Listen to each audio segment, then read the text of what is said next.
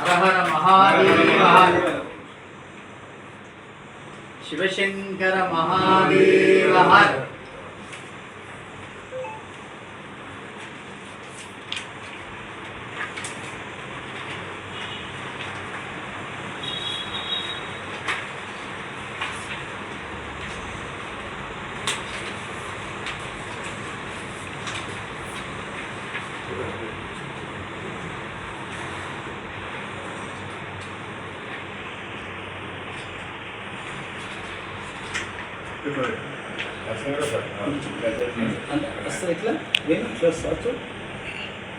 ఇక వచ్చిన వాళ్ళు అయితే వస్తుంది.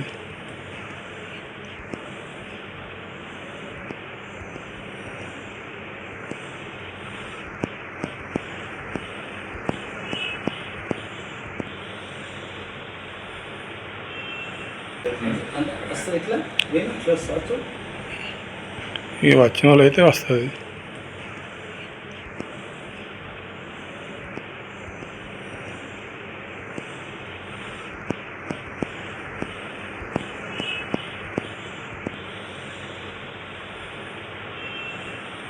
సనాతనంగా వెలిసినటువంటి యొక్క స్వామి శ్రీ గుట్టరాజేశ్వర స్వామి ఎన్నో వందల సంవత్సరాల క్రితం పూర్వీకులు సుప్రసిద్ధులైనటువంటి యొక్క మహానుభావులు ప్రదర్శించారు.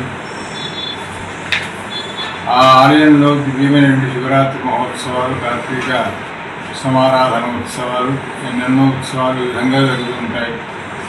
ఈ మధ్యకాలంలో స్వామికి నూతనమైనటువంటి యొక్క ధ్వజస్తంభాన్ని ప్రతిష్ఠించాలనే అక్కడ ఉండేటువంటి నిర్వాహకులు, అర్చకులు, పండితుల యొక్క అభిప్రాయం చేత తేదీ 1/11/2025 శనివారం నుండి తేదీ 3/11/2025 సోమవారం వరకు త్రయాణిక దీక్షగా ఏకగుణాత్మకంగా సక్రమంగా ధ్వజస్తంభ ప్రతిష్ట, నందికేశ్వర ప్రతిష్ట ఇత్యాదులన్నీ కూడా శైవాగమ ప్రకారంగా జరపడానికి నిర్ణయించారు కనుక భగవద్బంధువులు, భాగవతోత్తములు, భక్తులందరూ కూడా ఆ కార్యక్రమానికి వచ్చి స్వామిని సేవించి కార్యక్రమాన్ని దిగ్విజయం చేసి భగవత్ కృపాపాత్రులని ఆహ్వానిస్తున్నాను.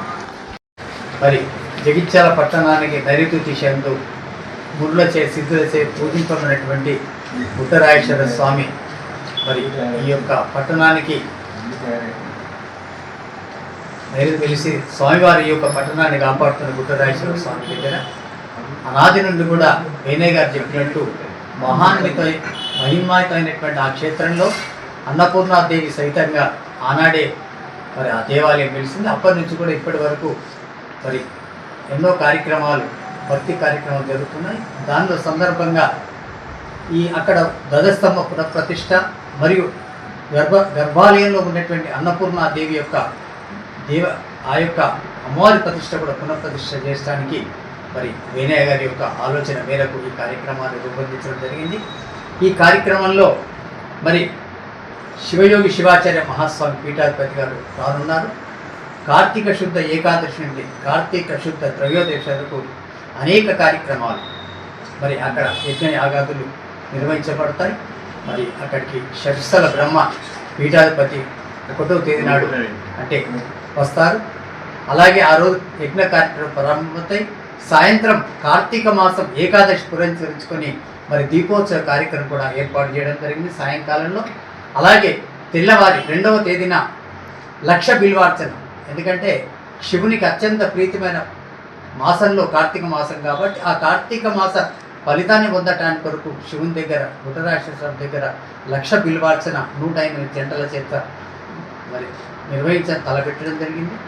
మరి 3వ తేదీ నాడు ధ్వజస్తంభ ప్రతిష్ట, అమ్మవారి ప్రతిష్ట అనంతరం 10:30 108 జంటల చేత కార్తీక మాసలో అత్యంత మరి పవిత్రమైనటువంటి ఉమామహేశ్వర వ్రతాన్ని కూడా 108 జంటలతో నిర్వహించాలని చెప్పి మరి వేణయ్య గారి యొక్క సూచన మేరకు, వీరశైవ పండితుల సూచన మేరకు ఈ కార్యక్రమం రూపొందించడం జరిగింది.